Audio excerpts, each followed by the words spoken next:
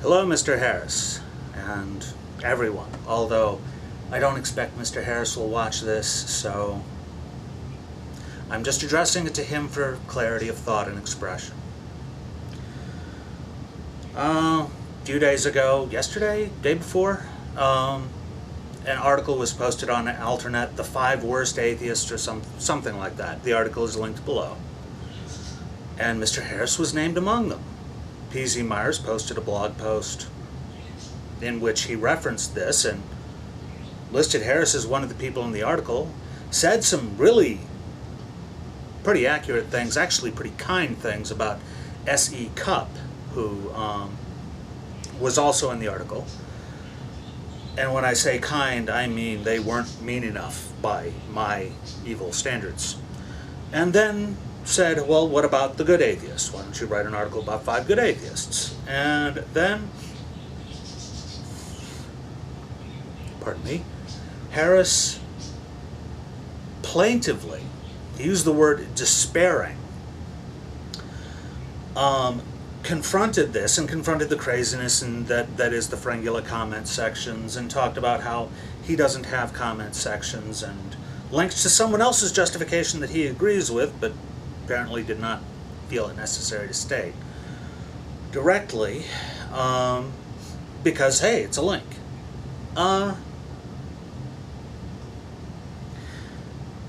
And just piled on wrongness after wrongness after wrongness. And I only found this post because one of his commenters said, well, did you see the Harris troll post? And to me, I was thinking, well, why would Harris be trolling anyone? He must be calling PZ's post trolling Harris. No, there was no post trolling Harris. And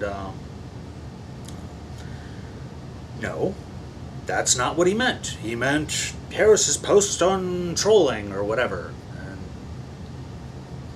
I had a bad feeling that this person who did not understand the internet really...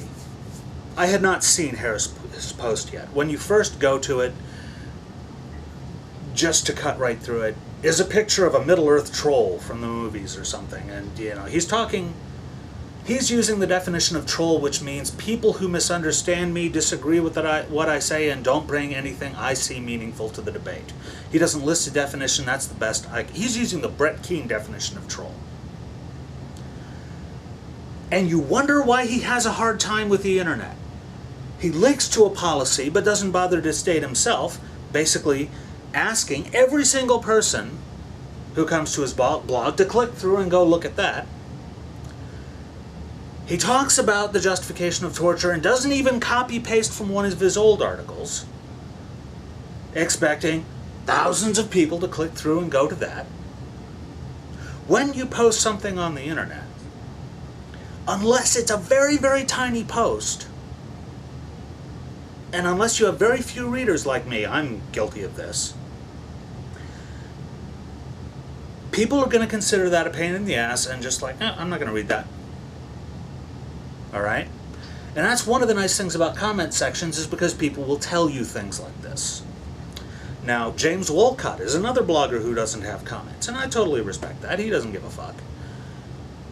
But if what you are bringing to the internet is ideas that are attempting to change the world, and you want to hone these ideas, and you want to improve your ability to communicate these ideas, a comment section is a very useful tool.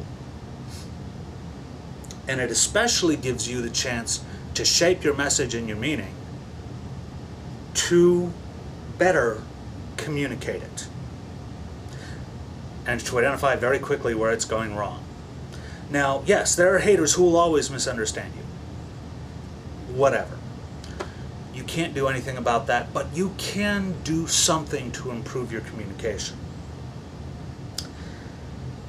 I imagine you sitting there going, okay, I've got this idea, it's so crystal, it's almost perfect, and the way I'm phrasing it is almost perfect, and then, yes, I wrote the book, and I'm not completely satisfied with it, but it's pretty good, and I'm putting it out there, and then the internet comes and shits all over it, and oh my God, you've got all the hate emails and horrible stuff, and holy fuck, where did he get that idea? And all sorts of craziness lands on your doorstep and in your inbox, and you're generally sitting there, as Sam Kinison said, broke, sticky, and confused.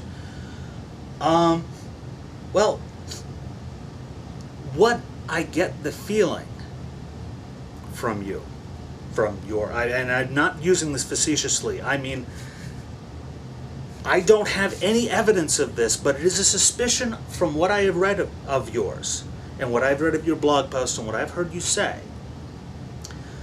that you have not fully internalized the realization that all that craziness out there on the internet, all of the bullshit from thousands and thousands and thousands of people who are sitting in front of their computers at their keyboards with no emotional filter whatsoever, that you think that is somehow, that primordial ragegasm is somehow removed from the problems you're trying to solve. And no, that is a big part of humanity. And you should explore, in my opinion, you can do whatever you want to do, but it is a resource to try and understand, to try and shape your understanding of the human mind, of humanity, and of the universe we're interacting with. And to watch you so casually toss it aside when you are trying to say meaningful things about humanity and morality and the universe in which we live, frankly, you sound ridiculous. Let me give you an example. You talk about torture and say that under some certain circumstances it can be morally justified, when it's to protect an innocent, when you know that the person you have is not an innocent, when you have a limited time scenario, when you have no other way to solve the problem, etc. And you link to it in your blog post, the Stanford Encyclopedia of Philosophy, their Dictionary of Philosophy, I think, about torture. And really, it comes to a very middle-of-the-road approach, and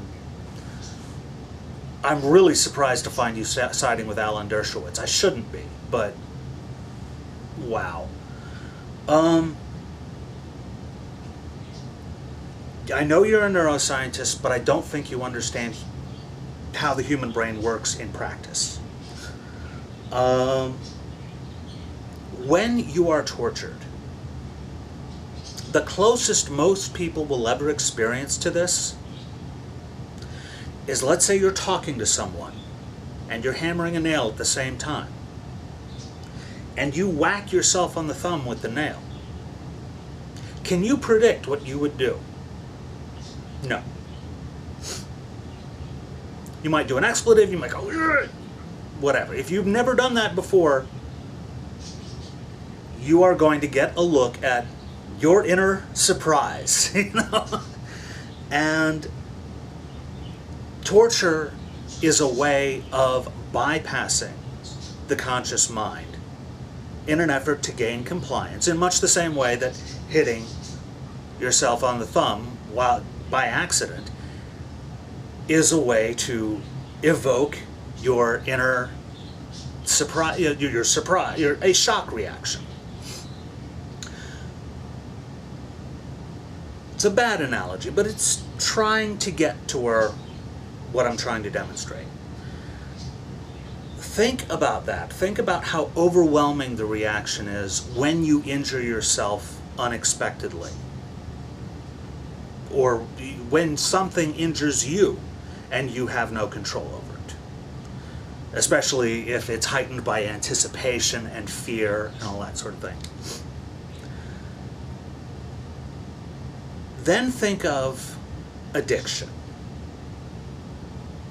From what I have seen, the big three, crack, heroin, and methamphetamines, powerfully yank around the reward, punishment, stimulus levers in our brain. And really, when you are craving a hit or whatever I'm not up on the culture, but when your body needs this, essentially when you are so low on dopamine and endorphins and serotonin and whatever the drugs are throwing out of whack, usually dopamine, you will do literally anything to get it. And this isn't anything in the sense of I will plot out rationally what I need to do to get it.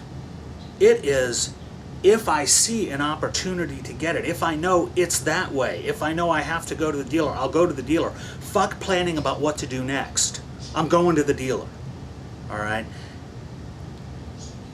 It is a very, very simplified, broken down version of thought, version of the human that would be were they not under such stress. And the way that the thing that is really most common among addicts is that they lie. And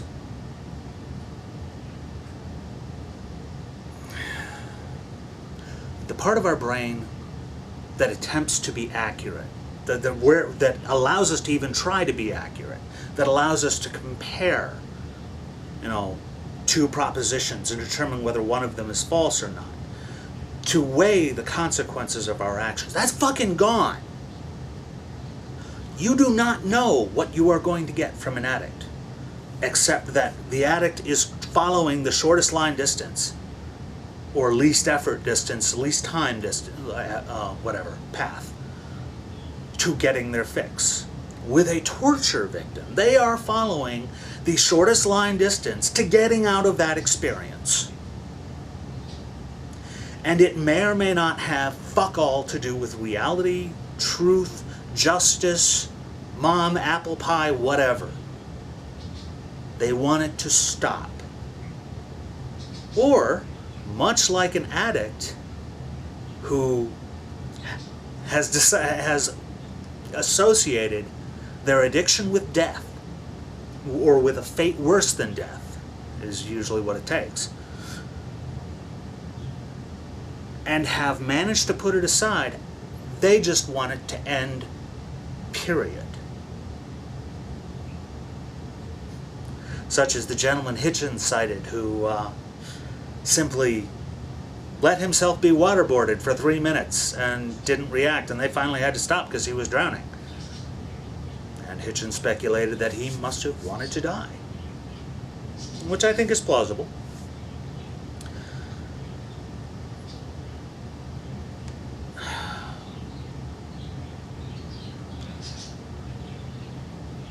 When you push people to extremes, when you reach people at their emotions, they're going to give you responses you do not expect. And if you think that is a tool to use in the most desperate of circumstances, where you are going to reach for your least accurate tool in your time of most urgent need and say that is moral, I don't think you understand human beings. When you call these people who are talking about your ideas, even if they're misunderstanding them, trolls, you are really not understanding the internet. When you say you want to talk about human beings and humanity, but you don't want to interact with them except one-on-one, you aren't willing to face the wilds that are, well, the id of the internet. I don't think you know what you're doing.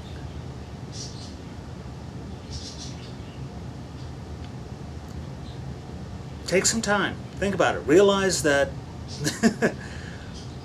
the reality you want to think about and the one you want to write about only exists in your head.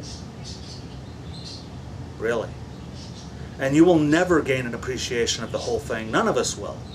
But the only way you're going to have a chance to at all is to interact with it. Otherwise, it's just navel-gazing.